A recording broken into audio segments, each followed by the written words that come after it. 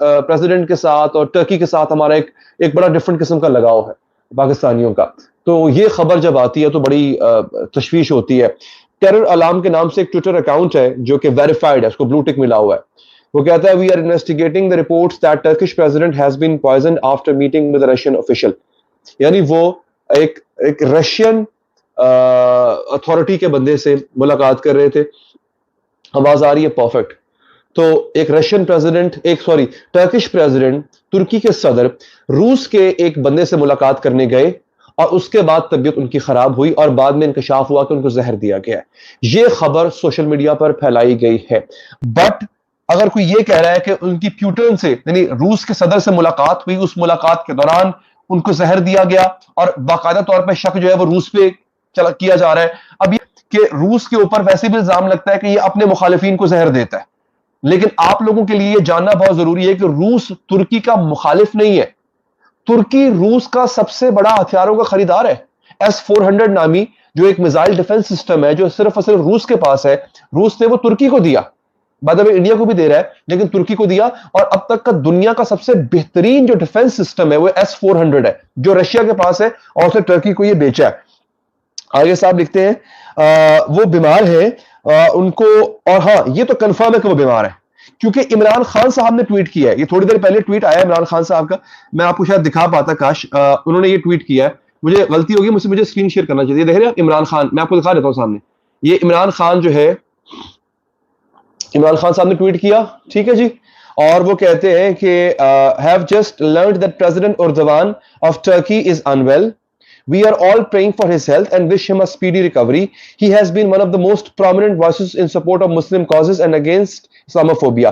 वो कह रहे हैं कि मुझे अभी पता चला कि तुर्की के सदर जो है बीमार है, उनके लिए ढेरों दुआएं। और अगेन उन्होंने तारीफ की है कि मुसलमानों की ये बंदा जो है पूरी दुनिया में आवाज बना है, इसमें कोई शक भी नहीं है, बाकी कोई शक नहीं है।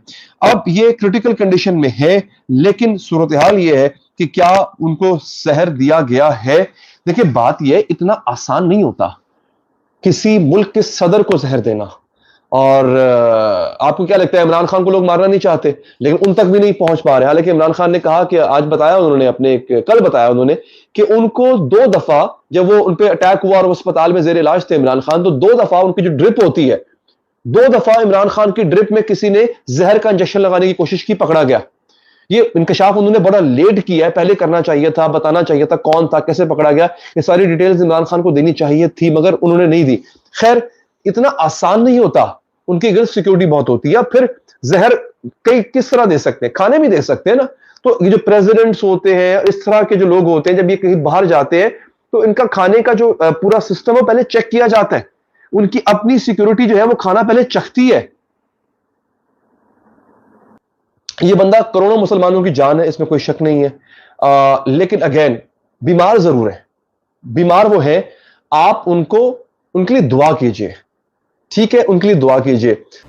आज निगरान हुकूमतों में पीडीएम सारे बैठे हुए हैं, पंजाब में भी और वहाँ पे भी, और वफाक में इनकी हुकूमत है, और ये 13 जमातें माशाल्लाह मिल के भी इलेक्शन लड़ें, हमें कोई एतराज़ नहीं है।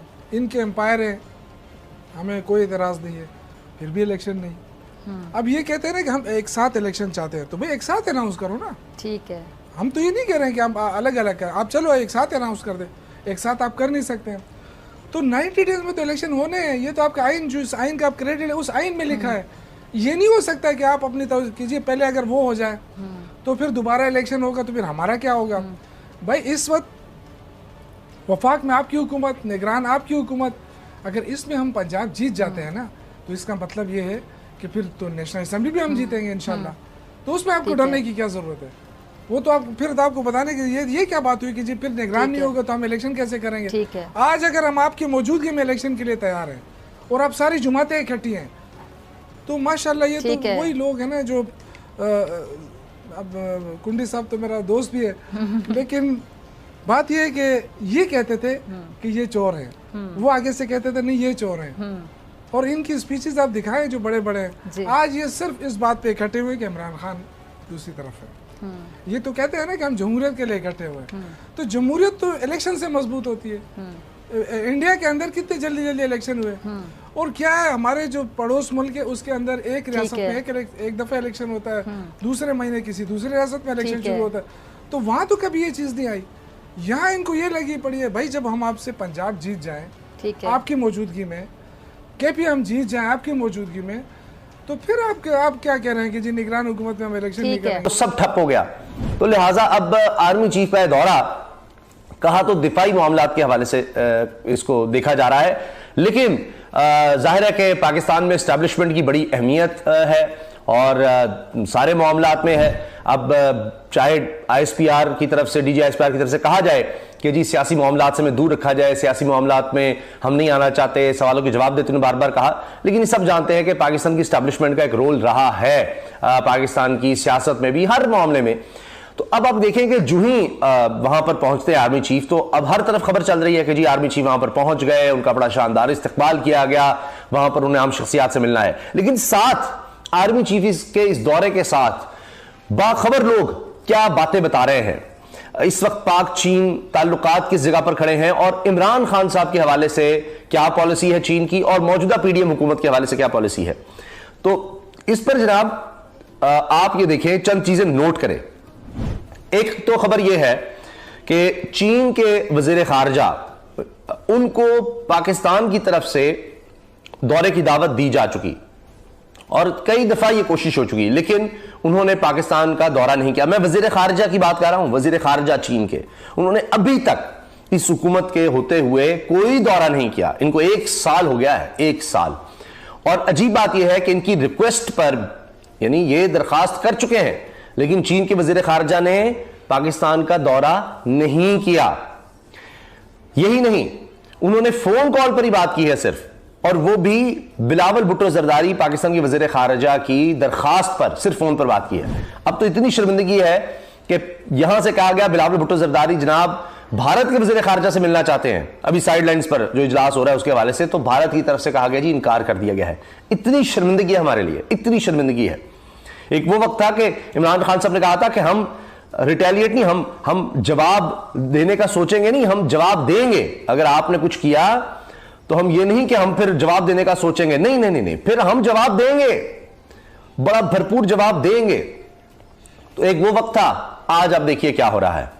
आज तो अब बाजवा साहब जो कहानियां सुना रहे हैं, बल्कि उस वक्त भी सुना रहे थे जब इमरान खान वजीर आजम थे, तो अब तो लोग ये कह रहे हैं कि वो तो फिर अयाज सादी की बात ठीक थी कि काम पे टांगी हुई थी और ये सब मसाइल थे, पसीने छूटे हुए थे, तो वो तो इमरान खान साहब डट गए। फिर इसका मतलब है कि जी नहीं, हमने जवाब देना है, वरना वो तो खुद नून लीग के आजाद कश्मीर के वजीर आजम ये कह चुके कि जी मैंने तो नवाज शरीफ को भी बताया था, तो मैंने कहा जी आप हमला कर दें, तो जनरल बाजवा ने कहा नहीं नहीं नहीं, कोई नहीं, हमला करना ये है वो है, हम ये करेंगे वो करेंगे।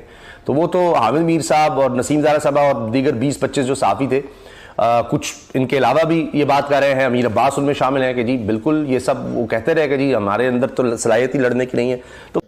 तो दोस्तों